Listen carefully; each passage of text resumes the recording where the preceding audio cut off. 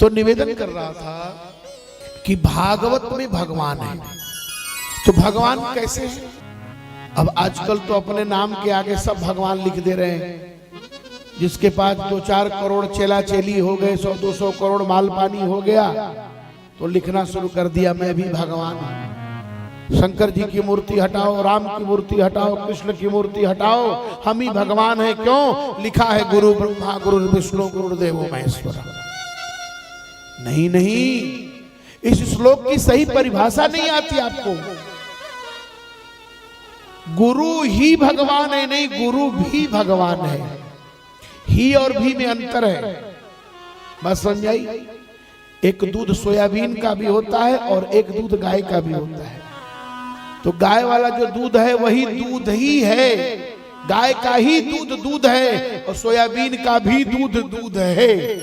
एक ही है और एक भी है, यही है, दूसरा नहीं हो सकता। बस समझाई नहीं। तो भगवान ही भगवान है, तो गुरुदेव भी भगवान है।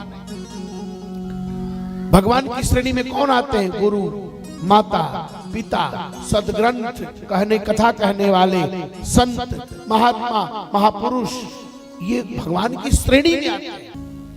अब भगवान का परिचय हो रहा है। जर्मनी के एक विद्वान हुए मैक्स मुलर, संस्कृत के बहुत बड़े विद्वान हुए मैक्स मुलर। उन्होंने प्राणी के परिचय की 4 कोटि रखी, 4 श्रृंखला, 4 श्रेणी। किसी भी प्राणी का परिचय 4 प्रकार से होता है। कैसे? स्वरूप परिचय, इसके बाद सामर्थ्य परिचय, इसके बाद गुण परिचय, और चौथा उसका नाम परिचय। जिस बात को मैक्स मुलर ने आज के 100 वर्ष पहले कहा, इस बात को आज के 6000 वर्ष पहले भगवान व्यास ने कह दिया। एक ही श्लोक में भगवान का 4 प्रकार से परिचय। ब्रह्म का परिचय दिया, ब्रह्म माने परमात्मा, परमात्मा माने भगवान, सब एक ही पर्यायवाची है। तो भगवान का परिचय दिया, भगवान कैसे है, तो 2 प्रकार से परिचय दिया। परमात्मा का 2 लक्षण है, एक स्वरूप लक्षण और एक तटस्थ लक्षण।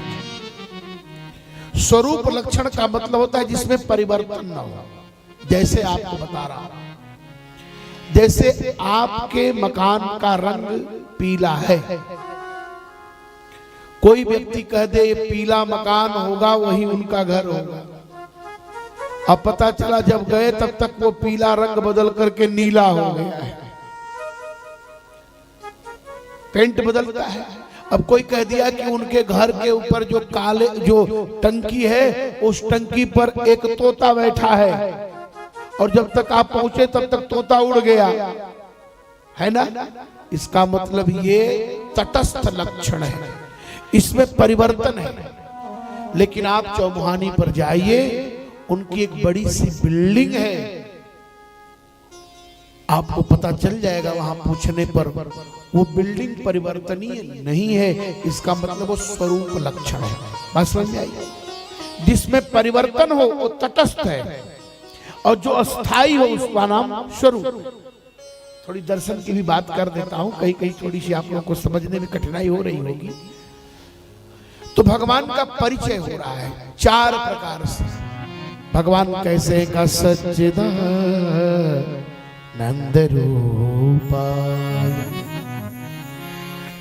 सच्चिदानंद रूपाय विश्वोत्पत्त्यादि हेतवे तापत्रय विनाशाय श्री कृष्णाय वयं नुमः।